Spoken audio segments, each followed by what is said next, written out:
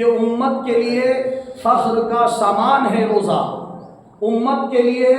فخر کا سامان ہے روزہ، ہر صاحب ایمان کی پہچان ہے روزہ، ہر صاحب ایمان کی پہچان ہے روزہ، اور کمزور ہے ایمان تو دشوار بہت ہے، کمزور ہے ایمان تو دشوار بہت ہے، اور مضبوط ہے ایمان تو آسان ہے روزہ۔ یعنی جس کا ایمان کمزور ہوگا اسے روزہ بڑا کٹھن لگے گا کہ ہم سے نہیں بنے گا، ہم نہیں رکھ سکتے،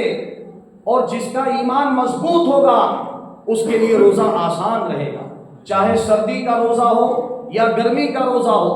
روزے کا تعلق ایمان سے ہے کہ جس بندے کا ایمان مضبوط ہوگا، جسے روزہ رکھنے میں خوشی محسوس ہو رہی ہے، روزہ رکھنے کا شوق پیدا ہو رہا ہے، نمازوں کی طرف دل مائل ہو رہا ہے، تو مبارک ہو اس مسلمان کو، اس کا ایمان مضبوط ہے، اس کا ایمان سلامت ہے۔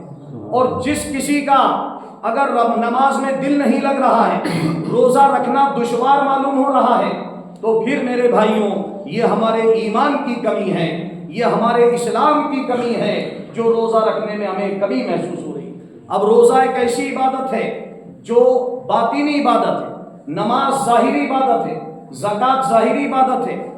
حج کرنا ظاہری عبادت ہے، لیکن روزہ باطنی عبادت ہے، یعنی کہ چھپی ہوئی عبادت ہے، ہوتا ہے، یعنی اللہ اور اس کے بندے کے بیچ میں ایک راز ہے روزہ، جو اللہ تعالیٰ ہی جانتا ہے اور اس کا بندہ ہی جانتا ہے۔ اسی لیے اللہ کے رسول نے فرمایا کہ جس نے ایمان اور احتساب کے ساتھ ایک دن کا بھی روزہ رکھا تو اس کے پچھلے تمام گناہ معاف کر دیے جاتے ہیں۔ اب روزے کا سیدھا مطلب یہ ہے ہر برائی سے رک جانا روزہ ہے۔ مثال کے طور پر زبان کو غلط باتوں سے، جھوٹ سے، غیبت سے روک لینا زبان کا روزہ ہے۔ آنکھوں کو غلط بات دیکھنے سے روک لینا آنکھوں کے لیے روزہ ہے۔ بری باتوں کو سننے سے کانوں کو روک لینا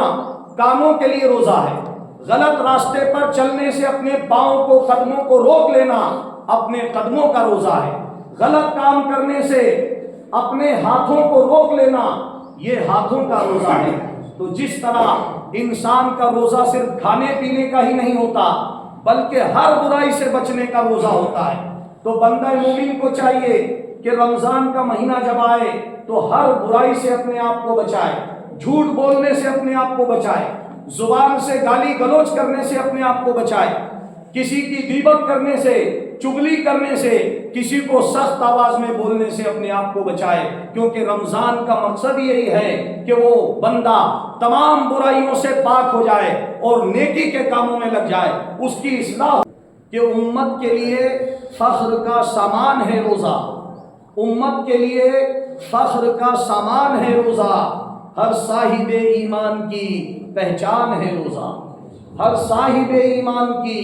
پہچان ہے روزہ، اور کمزور ہے ایمان تو دشوار بہت ہے، کمزور ہے ایمان تو دشوار بہت ہے، اور مضبوط ہے ایمان تو آسان ہے روزہ۔ یعنی جس کا ایمان کمزور ہوگا اسے روزہ بڑا کٹھن لگے گا کہ ہم سے نہیں بنے گا، ہم نہیں رکھ سکتے، اور جس کا ایمان مضبوط ہوگا